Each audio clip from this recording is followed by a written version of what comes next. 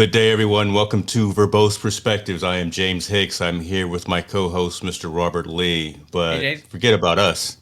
Hey, dude, forget about us. It's the guy in the middle, right? That's who we're here to talk about. We're cool too, but we've got Mr. Paul Weber online with us, folks. Paul is a professional in the radio industry for almost 30 years. Doesn't look like it, right? He's I've got more salt in my beer than he has, but he's served in various roles behind the microphone and sales and marketing, things of that nature. He's also worked as a business development manager in various service industries.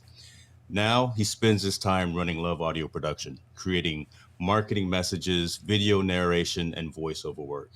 We're going to talk a little bit about all of those aspects, talk a little bit about the why of Paul and why of Love Audio production. But first and foremost, Paul, welcome to the show. It's great to be here. Thank you so much for having me. We have a slight audio delay. I guess it's because we're going East Coast US, West Coast US to across the pond right now. So we are truly multinational right now, but that's all good. So for both perspectives, is definitely growing from a geographic reach perspective. And I thought he was going for like the delay for that dramatic effect before he answered. It's the awkward pause, right? It's the awkward pause. Like that. Well, it's interesting because you asked me about why love audio production, and that kind of came about purely by accident. I changed from the name of the company used to be VoiceBox Creative, and which was fine, and it kind of did what it said on the tin as a voiceover artist. You have to come up with a word and a phrase that people relate to, and I was talking to my landlord at the place I was renting at the time, and he was a marketing executive, and I said to him, I'm thinking of changing the name, but I'm not quite sure which direction to go. He said, well, just think about what you do, and what he said to me. He said, what is it you do? And I said, well, audio production. Okay, well, there's a starting point. He says, and how do you feel about it? I said, well, I love it. He said, well, there you are. There's your name, Love Audio. And that's exactly how it started. And that was 25 years ago, 25 years ago. Because I was kind of running that in the background as well as doing the radio industry, which is kind of Okay. similar, and both things gelled very well with the voiceovers and doing stuff for commercials and things like that. And so that's how it began. And yeah, most recently, after being made redundant last July, I'm now running it full time. So doing voiceovers, narration, all that kind of stuff. Yeah. I love that. I love the simplicity, right, too, of what you named your company. What you do, what you love, and that's the name. That's resonated, as you say, for these number of years. Mm. I'm gonna let Robert talk, but I want to really dive into some of the components of what you do, and again, the why and the how that you do it. Obviously, being an audio aficionado. I'm gonna use that word. That's a big word. I don't know. I don't normally use big words like that on this show, but I want to talk about kind of behind the scenes of you getting that crystal clear audio, you getting the Yeah. the resonance and in the Roadcaster Pro world, the deep bottom, right? Getting that aspect out of the messages that you produce, and for folks that are now within the last 12, 14 months or so being locked down, now Mm. starting to look at live streaming and audio streaming types of capabilities and opportunities, how they can kind of level up their environment. Because I've always said, regardless of anything else out there, the audio is probably the most important. Video can be crappy, but you got to sound right. So, Yeah, and it's one of the things that we were taught. I only started live streaming. Got to be honest with you, James and Robert. I only started live streaming in March, April of 2020. That's really the first time I started doing it. And it was after taking part in a program called Live Streaming Pros, and they did a free 30-day trial of going live every day in April. There's another one coming up this year, and I'm going to partake in that as well because I found it okay. really useful. But going back to your question just now about delving a little bit deeper into the audio side of things and why. You mentioned the Rodecaster Pro. I don't have any of that stuff. I've got a 32 channel digital mixing desk right in front of me underneath the camera here, Okay. made by PreSonus. and they also make the software that I use as a DAW. Now, DAW stands for Digital Audio Workstation. Okay. Things like if you're an Apple user, you can use GarageBand. That's a very good platform to use as a DAW. Adobe Premiere, Premiere Pro is another one that you can use. But I use PreSonus Studio One version 5, and it's the Pro version that I use of that particular software. And the two things marry really well together. So I can control a lot of the aspects of my DAW on the screen from the desk. So I can move a fader on the desk, and it'll control the stuff in the DAW. Once I've got it in that particular mode, it's really good.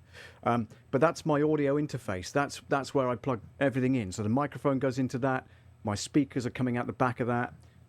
My headphones, I'm listening to you guys, but I'm listening to the overall sound of the desk as well. I've got a slight bit of compression on the microphone because you mentioned about how to make that kind of bottom end sound good. I've got some compression on there. The bottom end is rolled off, and that's a pro tip that I would give you guys as well, is that whenever you're recording or broadcasting or whatever it might be, just look at the bottom end and get a spectrum analyzer, a frequency analyzer on your software if you can, and it shows where those notes are coming from. And the bass notes that you create from your resonance, from your chest, and from your diaphragm make a very, very loud sound as regards the whole graphic equalizer, if you like. So the bottom end is what you want to kind of roll off a little bit, so it's not quite so bassy.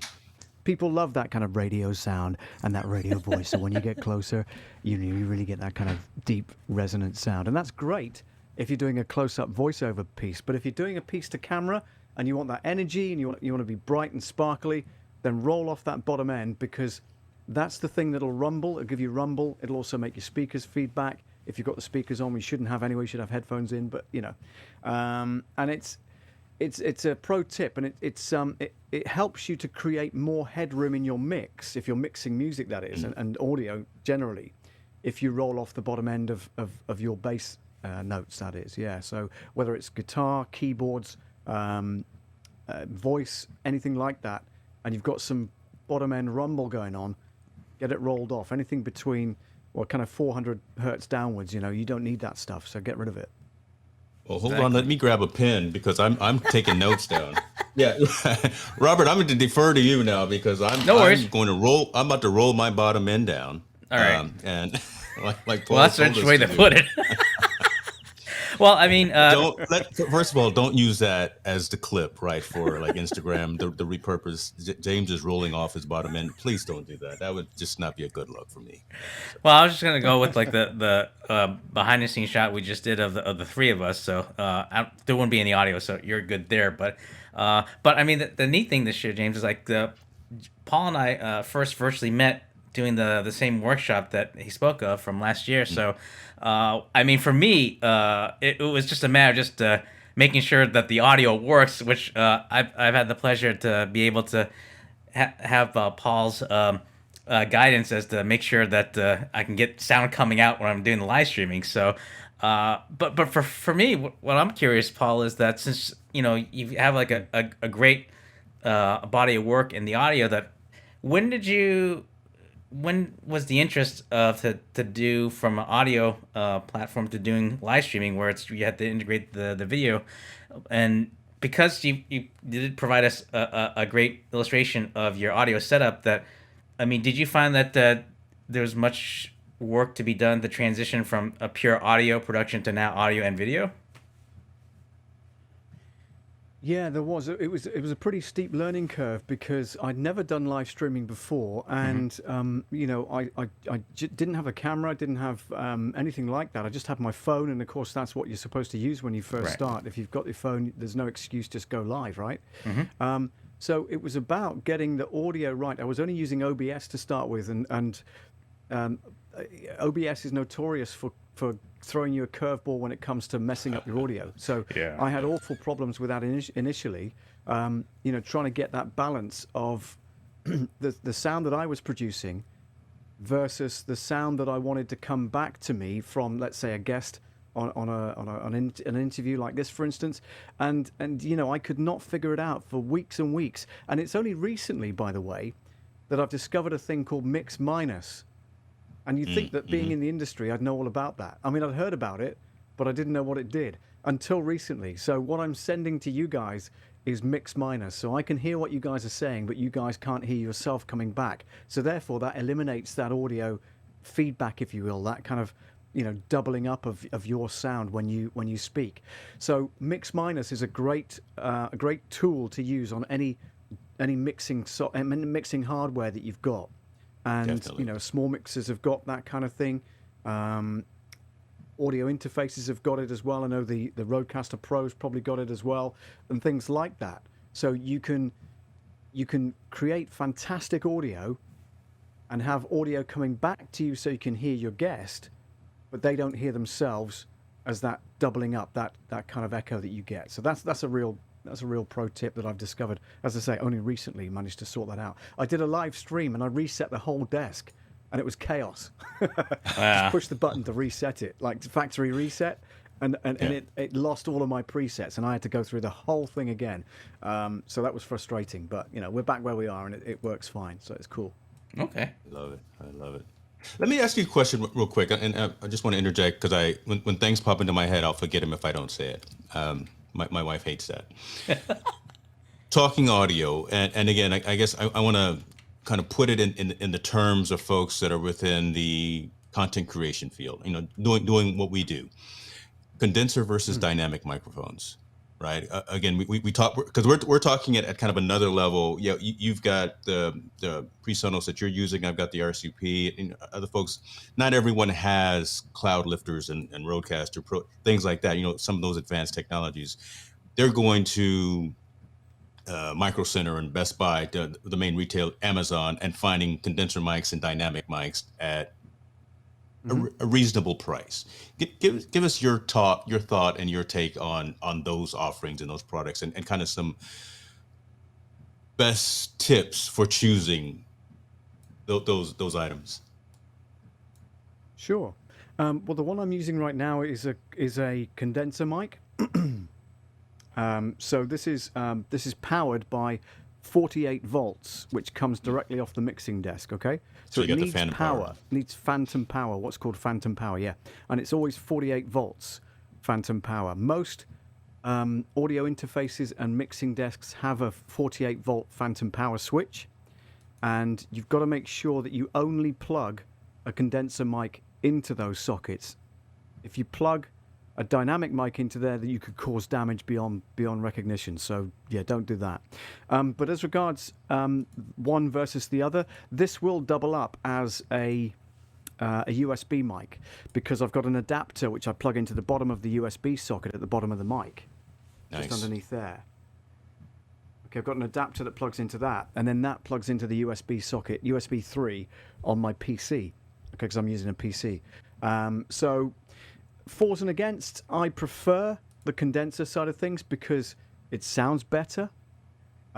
If you have a USB mic, there are a number of them on the market, and I'm not au fait with all of the brands and the names, but I know that if you get one or two of them, they come with software anyway, which is great, because you need that level of control. If you're going to use a USB mic, you need that level of control in order to control the sound that you want to create. So this is quite Yes. it's quite a beefy sound. It's quite a radio kind of sound, as you know. It would be, wouldn't it? Because I'm, from that background, so it would be. But yeah, so fors and against, condenser mics is my favorite. However, if you need to use a USB mic, try and get one that comes with a software package with it, so you've got some element of control over it in your PC or your Mac. Yeah.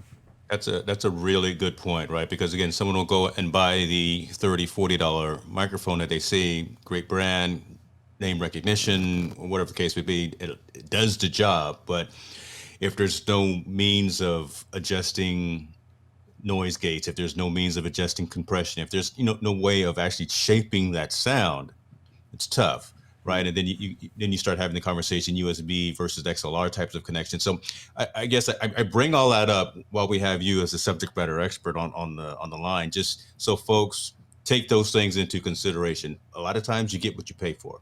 Yeah. Right. So Yeah. consider what you're you know, trying to do with the platforms. I'm sorry. Go ahead. no, you're absolutely right, and you know, you get what you pay for. You're exactly right. This was 129 UK pounds, so roughly speaking, $150 perhaps. And you know, it came with a case, it came with a shock mount, which is this thing here, and it's got a series of elastic bands all the way around it on a zigzag form like that. And what that does is it's like a cradle, so it keeps the microphone away from the stand, so you don't get that vibration. It's what we call a shock mount, and you can see it's quite kind of springy, and that's because these are quite taut, these springs, and it cradles the microphone away from the microphone stand, which if I do that, you're going to hear that the spring of the microphone stand, right? But it keeps it away from that, so you don't get that sound. Even if you have to move this slightly, you're not going to get that sound too much, you know. So that's always the thing to try and find. Sometimes they come with the shock mount, but you can get fairly cheap shock mounts as well online that will go with your microphone. Another tip as well is try and get a windshield. This is a branded windshield with the Love Audio brand on it. Yeah, show that a little bit. Well. Robert, zoom in on the Love Audio there. I mean, that's marketing all day. How's that? Yeah, nice. I love it. So, you know, I bought two of those. One for the mic. Behind these shelves, I've got a voiceover booth, which is where I do the majority of my voiceovers. I don't use this microphone. This is just a desk mic for my live streaming. So my voiceover booth microphone is made by Marshall, the guys that make the guitar amps. Oh, okay. And that's been my go-to mic for over 25 years. It's a workhorse. It's used every single day with regards to scripts that I get from clients. And yeah, it's a Marshall MXL 2001, I think, is the name of it. And again, that's a condenser mic. Uses 48 volts phantom power from a Behringer Outboard Gear preamp that I've got. A preamp is a preamplifier. So it's a little bit technical, but what it does is it molds the sound for you. And I happen to love this particular one because it's a valve amp. It's in the old days they used to use these kind of valves that glowed in the dark. They lit up, and the more they lit up, the harder they were working. They get warm, and it creates a very warm sound, you know, like that. Very warm kind of sound, very warm and love that. And love it. You know, fuzzy, not fuzzy in a bad way, but you know, warm and cuddly sound to your mic. That's old AM radio right there, buddy. Yeah, that's old AM radio. AM radio, perfect description. Yeah. I'm old. So the outboard gear I've got, the Behringer valve amp, not a valve amp, a valve preamp, makes that warm sound. So I use that in conjunction with the Marshall microphone in the booth to do the majority of my voiceovers. Yeah. Awesome. Is this where you joke that this is a kind of an awkward pause right here? No, we're waiting on you, sir. Oh, you are the man behind the production booth right now. So that was. Well, I mean, mine's a little bit different than from the audio portion of it. It's just more on the live streaming program, because I know, like, on your channel there, Paul, you've doing some videos there that's a lot more community engagement, and I thought maybe like you might want to talk about some of the channel some of the videos you have, like the Love Audio Cafe. I like how you get involved with guests and engagement right there. Okay. Well, the Love Audio Cafe is, if we're talking about live streaming, the Love Audio Cafe is like a subdivision, if you like, from the Love Audio production side of things. So I tend to use that as a platform for doing my podcast. And initially what I would do is do a vlog, if you like. So I get a guest on and we chat about whatever it is that we're chatting about. And then I'd repurpose that for the podcast and, you know, chop out the video side of it and just have the audio uploaded as well, which is cool. And then I post that on my website. So I've only recently started that. I've got 3 up there so far. I've got 1 in production, which is the 4th one. Yeah, it doesn't necessarily have to be about audio. You know, I've had guests on there that do talk about audio, but you know, others that talk about their lifestyle and whatever they're doing at the time. So that's pretty cool. As regards the other videos on my YouTube channel, which I'm growing we're growing it steadily and organically, which is great. There's no forced purchasing of followers and all that kind of stuff that you hear all sorts of stories about these days. Right. Yeah. I'm trying to grow it organically, which is the best way to do it. And one of the biggest tips I can give is just show up regularly. So I show up every Monday night at 8 p.m. UK time, and we talk about audio production for beginners, and that's purely what the channel's really about. So it could be, what does this fader do on the desk, or what does this so and so do in the DAW, the digital audio workstation, or like James was alluding to earlier on, which is the best microphone for live streaming. Well, either USB or XLR. This one happens to be XLR, but it doubles up as a USB mic if I get really stuck. So if the vMix software that I used to go live with let me down, Right. and I had to go live with a USB mic, that's perfect. I just plug that in, plug it into the USB socket, and we're ready to go. You've got to be adaptable in these times, because tech is sure as hell going to let you down, isn't it? Yeah, I mean, for me, next to pre-production, which I'm a big advocate to let others know, is that it's always good to have a backup plan. So it's interesting how you mentioned it as that's a backup. For me, like if this, because I have like a Shure mic that I use as USB, but if this goes up, I have like a backup mic I just have in case I need to pull it out. And this is just a Rode video mic that I can just plug into like the 1/4 or 1/8. So that it's cool to hear others that have like different type of contingency plan. And of course, I just sold James, my. I had an extra. What do you use as a microphone? Sorry to So interrupt. I've gone James, what do you all use as a Rode. microphone? Yeah, I've gone Okay. all Rode. So I've got the Rodecaster Pro as my interface, and I've got the Pod mic. They marry really well together, and I'm pushing the Pod mic into a cloud lifter as well. So I'm getting that additional resonance from that. But yeah, I just sold. I had an MV7. I had a Shure MV7. Shure MV7. I just sold that. Literally just sold it 2 days ago. Great microphone, yeah, obviously. But I said, you know what? I want to be brand consistent. I don't know why. I have no stock in Rode, but it just works pretty good. Who knows? I may get another one day down the road. But yeah, that's what I'm using. And then for video, I'm using my Sony mirrorless with the 16 millimeter lens on it. So Very nice. Cool. I'm a fan. What I've become a fan of, to be honest with you, and this is my latest obsession within the studio: lighting. Oh my God, I've spent more nickels and dimes on hue lights, on nano leafs. I don't have the nano leaf on right now, but Okay. that's been my whole thing lately. Just setting up that I've got the Elgato key lights as well up in front, doing the 3-point, but. That's been my latest obsession. So I got the physical gear. Now it's all about bringing in a little ambiance. I don't know. I'm keeping the economy going, right? In any kind of way I can. Yeah. I'm keeping the economy going for sure.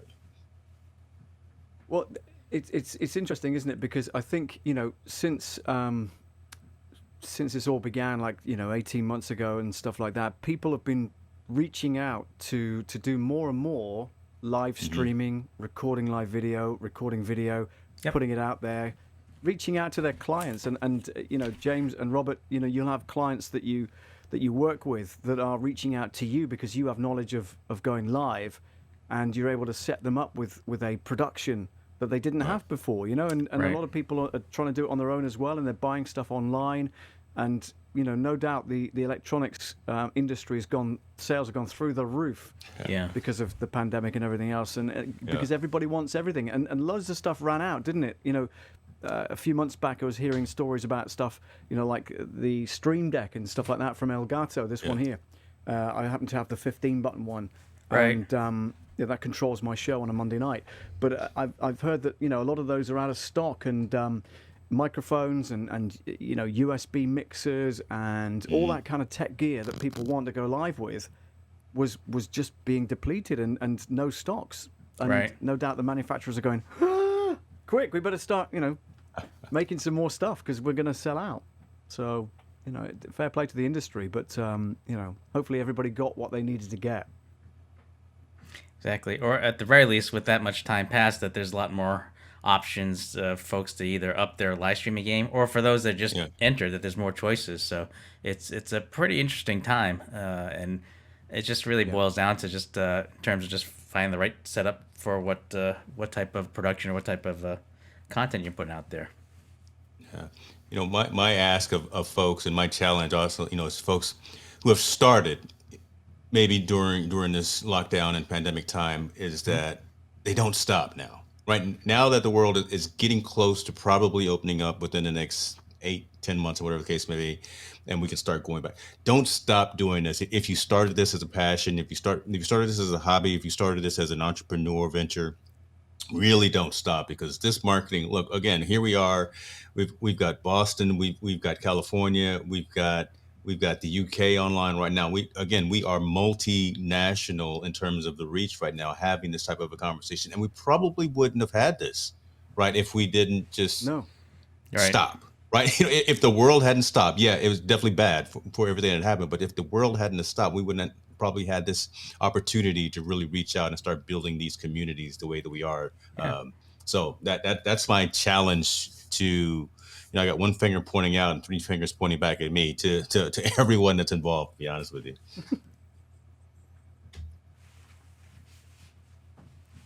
I think that for me personally, the live streaming thing since April of last year has been therapy for me.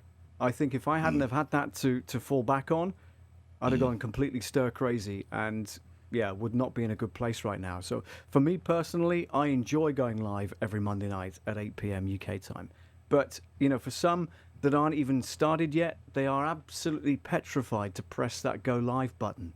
And there's no reason why they should be. And if I could give one just solid tip there, really, is you have an audience already, whether you're on Facebook or YouTube or whatever it might be, and you just need to say to them, look, and do a teaser like Robert does for the shows and stuff like that. Just say, look, I'm thinking of going live on this date at this time. I'd like you to join me. I don't know what the hell we're going to be talking about, but I'd just like you to join me. And just use it as a practice, Use it as a practice.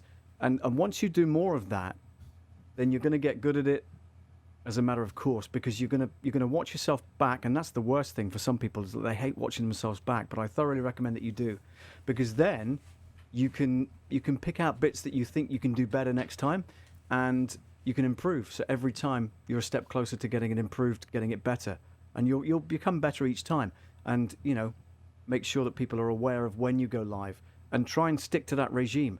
If you're going to go live every third Tuesday in the month at 4:30, make sure you go live every third Tuesday of the month at 4:30.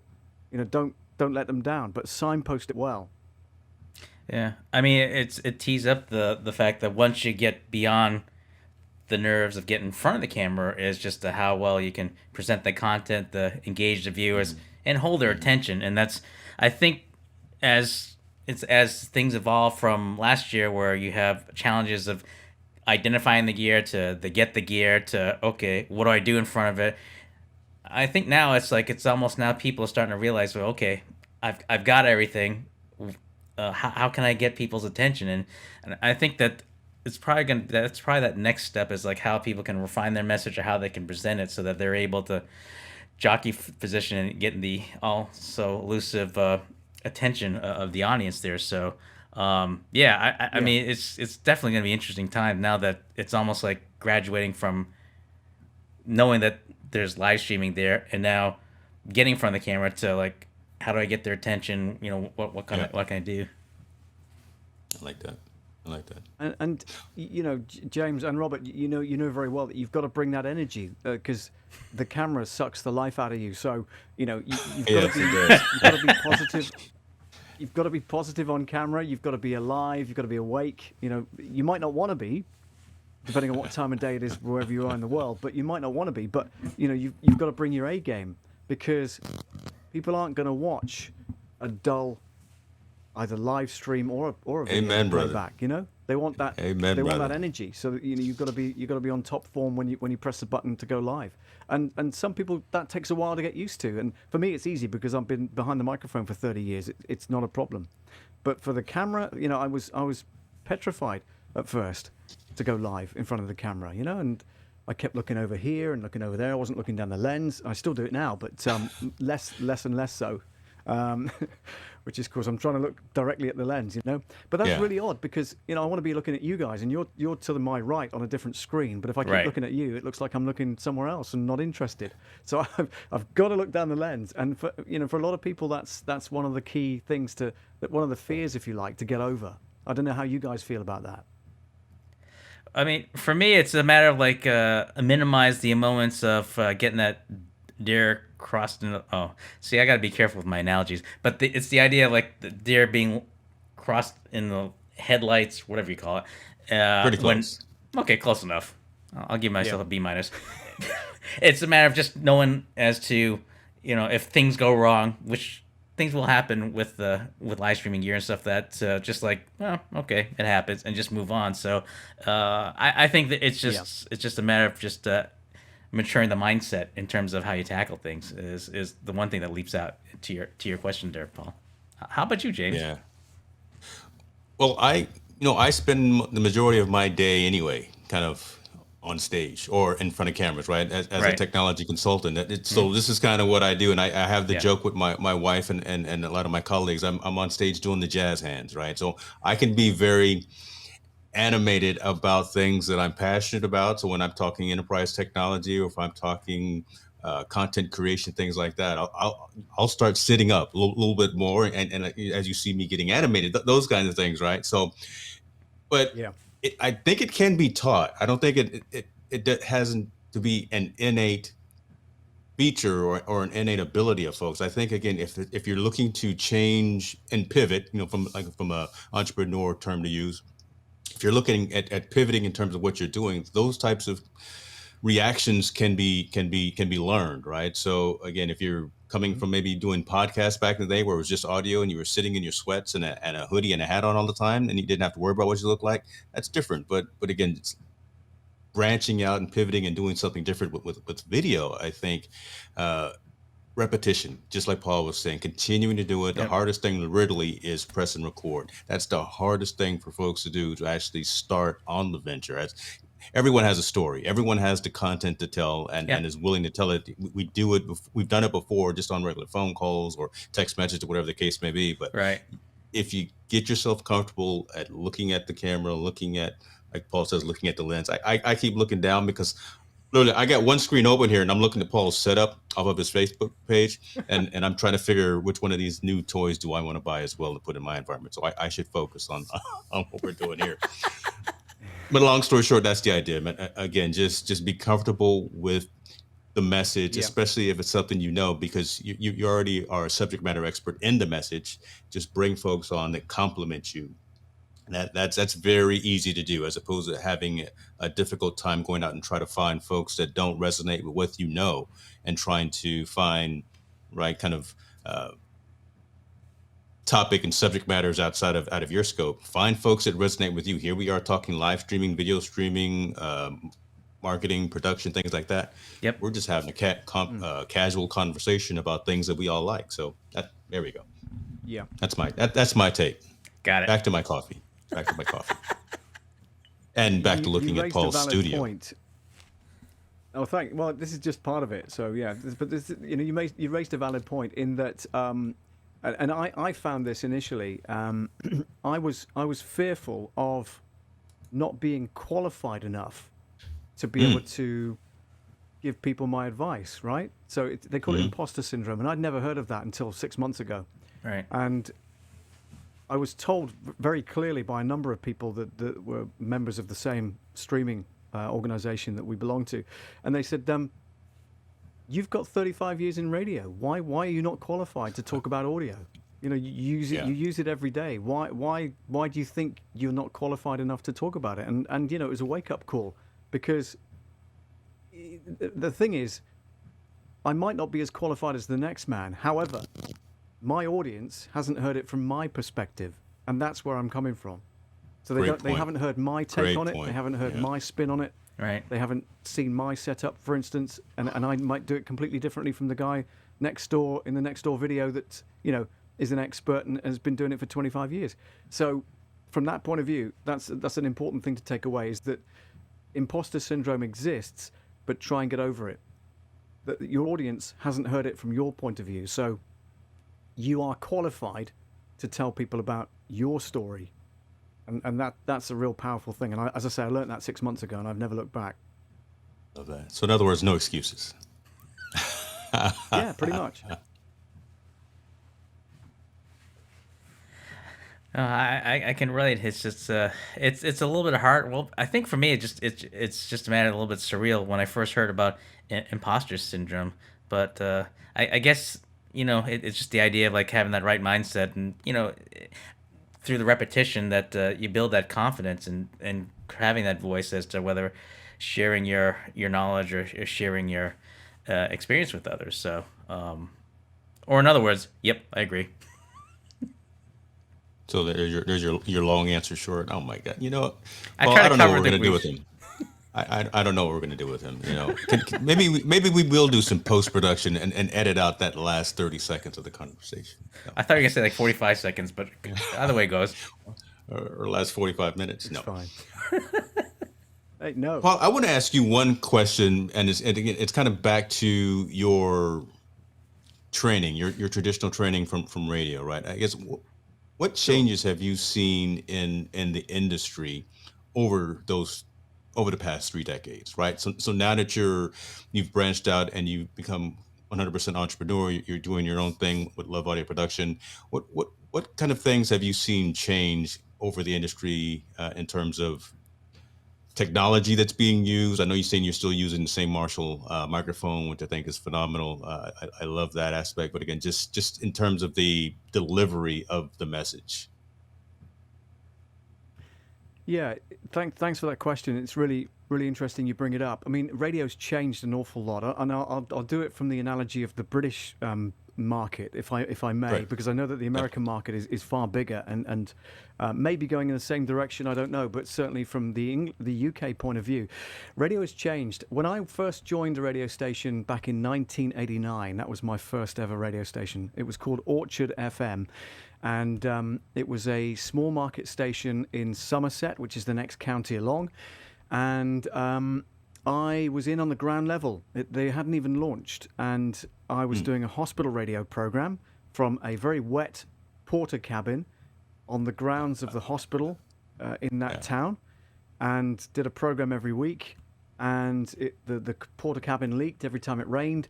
And we had literally that wide, very narrow kind of long room, if you like, with the equipment in it, and the door was literally this thin, so you could hear everything going on in the library where we used to pull out the vinyl and stuff. And it was vinyl back in the days. We didn't have CDs until late 89, early 1990, so CDs weren't even there, right? So Right. we were literally, for my show, particularly at the hospital radio station, I would go in an hour before and I would pick out the vinyl from the library, and we had stacks of it. And Love we it. would go around the wards as well prior to doing the show to get requests from people that were listening on these tiny little headsets, like a mono headset plugged into a socket on the wall. That's all they had. And so putting a show together based on their requests and your idea of the show was how I started. So when the station started to set up, I heard about it. They said, okay, well, if you want to work for us, you need to submit a tape. And I said to them, well, everybody else is going to be doing that, right? And they said, yeah, pretty much. And I said, well, I tell you what, here's the thing. Why don't you guys come down to the porter cabin on a Monday night, listen to my show for 30 minutes or so, and then make your mind up. Yeah. And that's exactly what they did. And so they listened to my hospital radio show. And 2 weeks later, I got a letter saying, you've got the job, welcome aboard. So it was worth it. But back in the day, when they first launched, the mixing desk was an analog desk. It was not digital, of course, back in the day. We had two turntables. The turntables weren't even on fader start, so when you push the fader up, they wouldn't start. You'd have to reach round whilst talking on the mic. Yeah, you had to turn it, right? Yeah, press the button to start the thing, right? Because we just didn't have the tech set up in the time, and then we had CD players, and there was these really long, big CD players that would automatically queue up the track that you wanted, but, and again it comes down to the tech not working, right? So you put the CD in, and then instead of putting up a fader on the desk and making it start straight away, you'd have to still talk to the audience, reach round, and press a button on the CD player. Yeah. To make it work, right? So all of that kind of stuff, even from day one, and I was absolutely bricking myself, to be fair, on the first day. I was petrified. I did the first proper, they did all the preamble. We had somebody flying in, people from via helicopter, landing in the grounds of the radio station, in the tennis courts. Right. We had, bringing in guests and stuff like that. We had royalty come to open it, which was great. Princess Anne opened the station back in 1990. But on the opening day itself, we had dignitaries from all over the county coming in, doing interviews and stuff like that.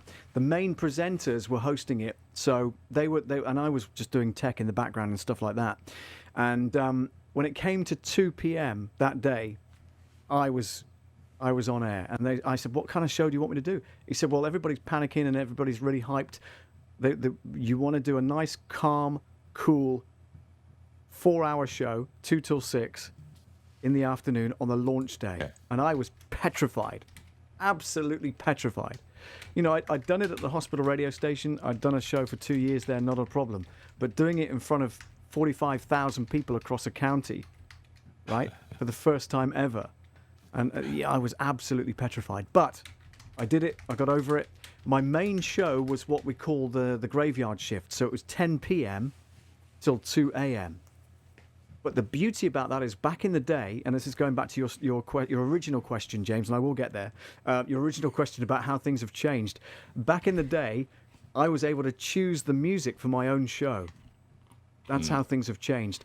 Very soon after that, like a couple of years later, everything was automated. So the music was not chosen by the jocks; it was chosen by management, according to the style of music that they want the show to do. Right. So from like 91, 92 onwards, it was all computerized, and we had a printout of the stuff. We'd still get the stuff out of the library, but we'd have it printed out. It wasn't on computer in those days. When I left there in 94, 95, and then worked for a station near Bristol, which is one of the big cities nearby, then that was all automated, and that was on the computer screen, and did breakfast shows and stuff thereafter.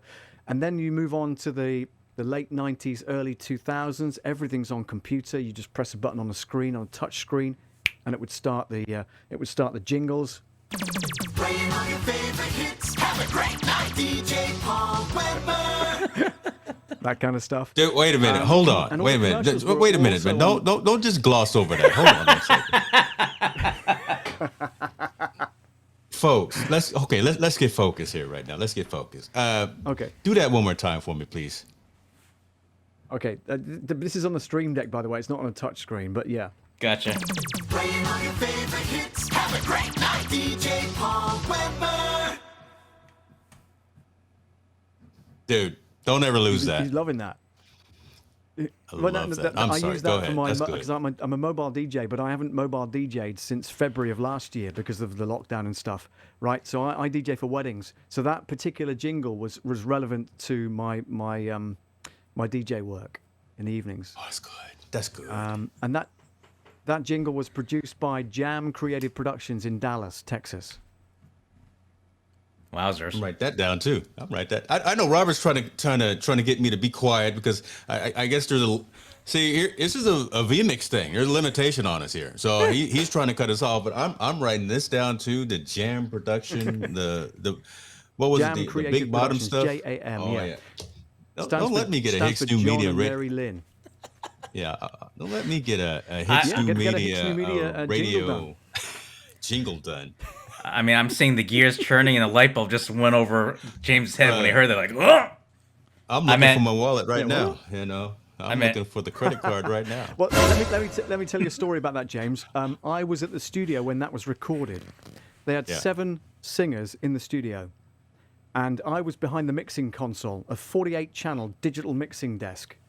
I was in the studio behind the producer when they recorded it. I'd already sent them the lyrics the previous day, and they said, well, why don't you come down and take a look at the studios? At the same time, we will record your jingle. We have a session going on.